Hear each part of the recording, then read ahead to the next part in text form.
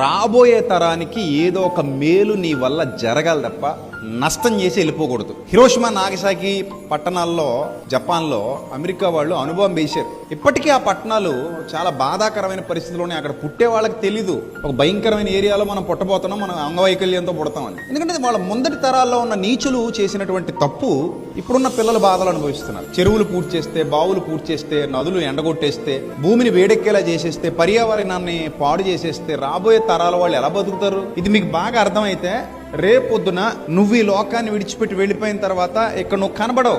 1990 నాటి ఫోటో అని చూపిస్తుంటారు, కానీ 1990లో ఇక్కడ ఉన్న చాలా మంది యవనస్తులు పుట్టలేదు ఇంకా. కానీ అప్పుడు కూడా ఈ భూమి మీద మనుషులు ఉన్నారు. వాళ్ళ బ్లాక్ అండ్ వైట్ ఫోటోలు మనం చూస్తుంటాం. 1902లో ఇలా ఉండేది హైదరాబాద్, 1940లో ఇలా ఉండేది హైదరాబాద్ అని మనం ఫోటోలు చూస్తుంటాం. అప్పటికి ఎవరో అక్కడ నడుస్తున్నట్టు, ఎవరో ఎద్దుల బండి మీద వెళ్తున్నట్టు, ఎవరో వర్తకులు నెత్తి మీద ఏదో పెట్టుకుని మోసుకుపోతున్నట్టు ఈ బ్లాక్ అండ్ వైట్ ఫోటోలు మనం చూస్తుంటాం. కానీ అప్పుడు మనం లేవు.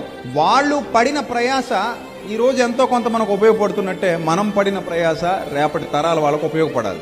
ఇది అందరూ దృష్టిలో పెట్టుకోవాలి. మనం ఇక్కడికి వచ్చి మన పని ముగించుకుని వెళ్ళిపోవడానికి, ప్రకృతిని పాడు చేయడానికి కాదు, సంఘాన్ని పాడు చేయడానికి కాదు, సమాజాన్ని పాడు చేయడానికి కాదు. ఇది అర్థమైతే ఎవ్వడు కూడా నేను ఇక్కడ శాశ్వతంగా ఉండిపోతాను అనుకుని వ్యవస్థను పాడు చేయడు, సంఘాన్ని పాడు చేయడు, సమాజాన్ని పాడు చేయడు. నేను మంచి చేసి వెళ్ళిపోవాలి. నా వెనకాల రాబోయే వాళ్ళు నన్ను గుర్తుపెట్టుకోవాలి, నన్ను స్మరణకు తెచ్చుకోవాలి. అలాగే నేను బతకాలి ఇక్కడ.